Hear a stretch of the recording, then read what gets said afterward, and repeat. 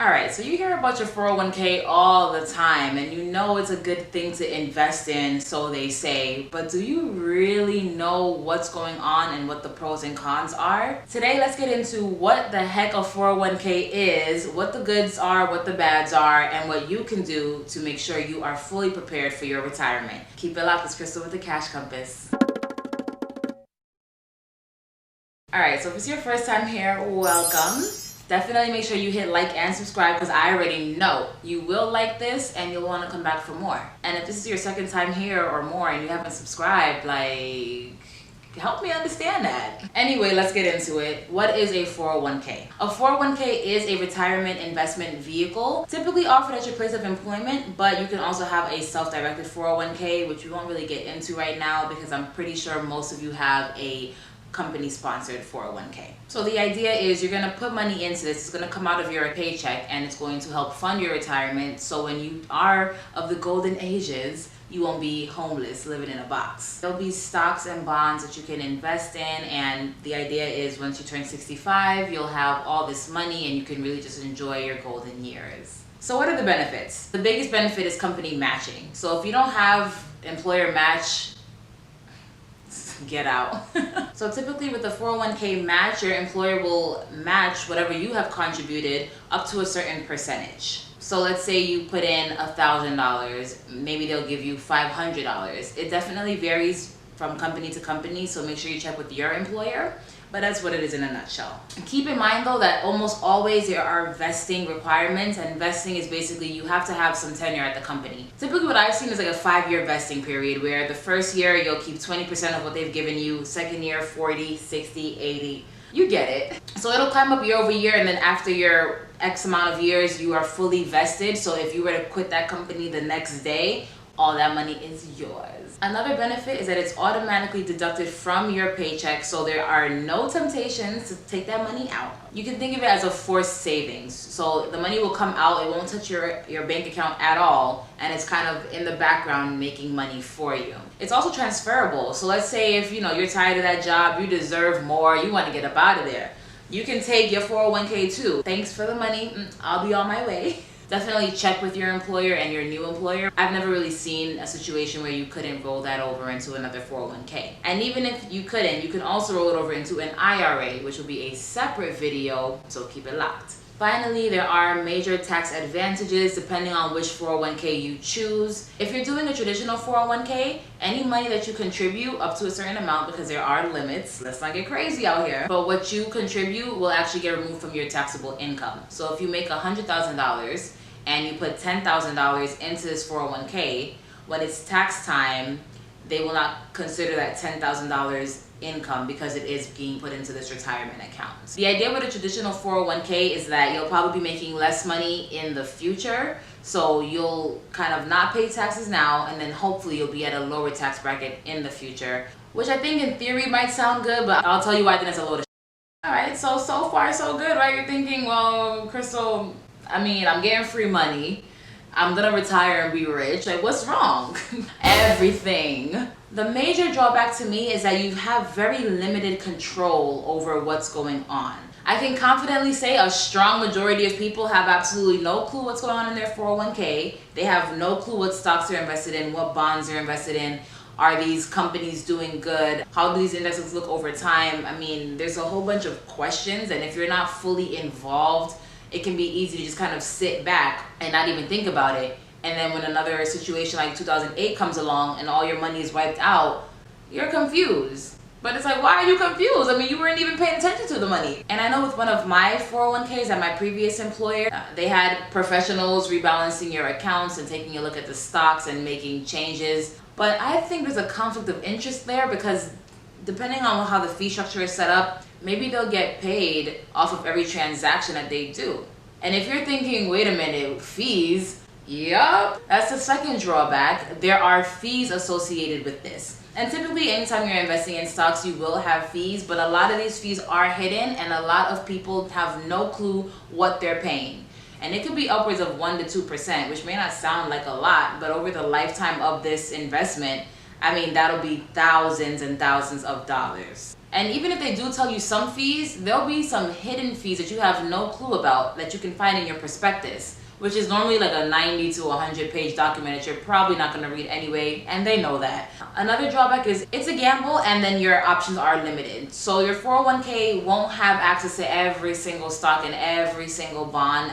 It's just like a collection of different stocks and bonds that 401k provides. So you are already limited there. And they'll tell you, yeah, we'll diversify you. You'll have some foreign stocks, and you'll have some, local stocks, and you'll have some bonds. But that's not diversification. All of that is paper assets. I'm not gonna get too technical here, but that's just one type of asset. And you can invest in real estate, you can invest in precious metals such as gold and silver, you can invest in commodities, you can invest in your own business. There's so many different options, so to say you're diversified in a 401k is foolish. I said it. So as if the fees weren't bad enough, there's also penalties for pulling out your money from your account. Any money you take out before 65 is subject to a 10% penalty and subject to taxes, because remember, we put that money in there tax-free. So Uncle Sam gotta get his little piece. So when you thought you were taking out $5,000, after the penalties and the taxes, you might be left with only around $3,000, which sucks. There are other options if you do need the money, and there are certain situations where you can pull the money out and not have to pay that penalty, but you have to go through a whole bunch of documentation to prove that. Alternatively, you can take out a loan from your 401k, but again, more restrictions. They won't let you take everything out because you have to remember, these are stocks and bonds. The prices do fluctuate very frequently. So if you were to take out some money and then next thing you know, all the stocks just go to you'll be left with nothing, and maybe you won't even want to pay it back. So the way the loan works is you'll take the money out up to a certain percentage or up to a certain amount. It just depends on your employer. And then you'll pay an interest. The interest does go to yourself, but it's an interest nonetheless. And then in the event that you leave that employer, that will be considered a withdrawal. And then you'll have to, again, pay on that when your taxes come around. There's also limits to how much you can deposit. If you're trying to make your own plans for your retirement, you can put as much aside as you want to. But when it comes to the 401k, because of the tax advantages, I'm pretty sure there's a limit. In 2019, the limit is $19,000. So you cannot put more than that, which for most people probably isn't a big deal, but definitely something to keep in mind. And this whole idea of, yes, it'll be tax deferred, because it's not tax free, it's tax deferred. You will be paying taxes eventually. But the idea, at least what they try to sell you, is, yeah, once you're older, you'll be making less money and you'll be at a lower tax bracket. But it's like, how do we know that? I don't know about you, but I don't want to make less money the older I get. I want to make more money the older I get. I mean, what? Additionally, let's say I don't really have any businesses, I don't have any investments. My 401k is the only thing that I have. So maybe I will be at a lower tax bracket.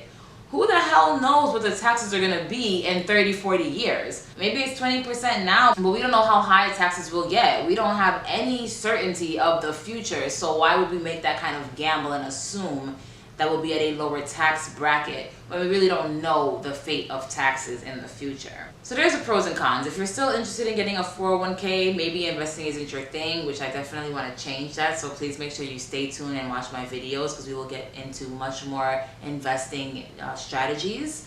But if you still want the 401k, okay, fine, cool. Let's talk about what you need to do to make sure you are getting the best out of it. Be well educated about what's in your 401k. Do not set it and forget it. This is your life. This is your money. If someone came up to you out of the blue and said, hey, why don't you give me $100 every paycheck and I'll invest it for you, you'll probably look at them like they're half crazy. But that's exactly what you're doing every single paycheck that you're putting into these accounts. So be very involved. This is your future. If you want to live a nice, comfortable life when you retire, you should be very involved now. Know what fees you're paying. Could you tell me a percentage right now of what you pay? If you can, drop it below, but I'm pretty sure most people won't be able to. So do the research, read your documents, look at your statements, see exactly what you're being charged and how frequently you're getting charged. Be well informed so that you're not getting cheated and robbed. If your company offers employer matching, make sure you know how much they're matching, and make sure you know what the vesting period is when you want to maximize the benefits to the best of your ability. Only invest in what you know. Be extremely well versed in what you're investing in. Be able to confidently say, yeah, I know that company is doing good, or this index typically performs